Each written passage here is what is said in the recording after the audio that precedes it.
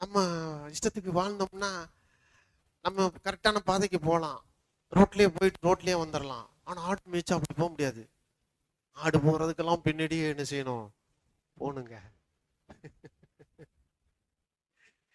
ஆடு என்ன சேட்டை பண்ணுது, அவன் தோட்டத்துல போய் மேய்ஞ்சிரும் பாருங்க. அதை ஆட்டை மிதிக்க போய் திட்ட மாட்டான், ஆட்டை ஓட்டிட்டு வந்தவன தான் திட்டுவான்.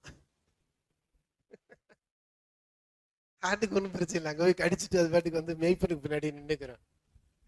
திட்டு வாங்குறது யாரு? மேய்ப்பன் திட்டு வாங்கிட்டு இருப்பான்.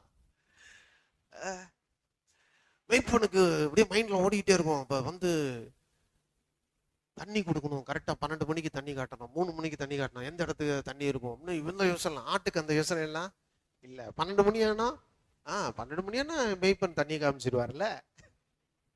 3 மணி ஆனா மேய்ப்பன் தண்ணியை காமிச்சிடுவார்ல.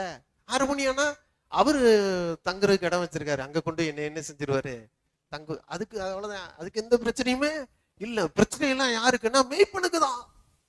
தாவீது அதை அனுபவிச்சிருக்கான். அவன் தண்ணி குடிக்க மாட்டான், தண்ணி பார்த்தா தண்ணியை குடிக்க மாட்டான்.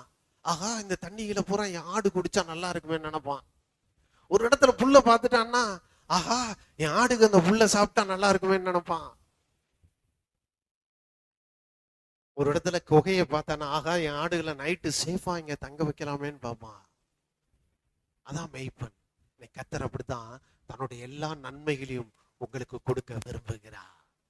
அவருடைய ஆடுகள், அவருடைய எல்லா நன்மைகளும், பரலோகத்தின் நன்மைகளும் பூமியின் நன்மைகள் அனைத்தையும் அவருடைய கிருபையினால உங்களுக்கு கொடுக்கிறதுனால ஒரு குறைவும் இல்லாமல் அவர் உங்கள் மேய்ப்பனாய் இருந்து உங்களை பாதுகாத்துக் கொள்வார்.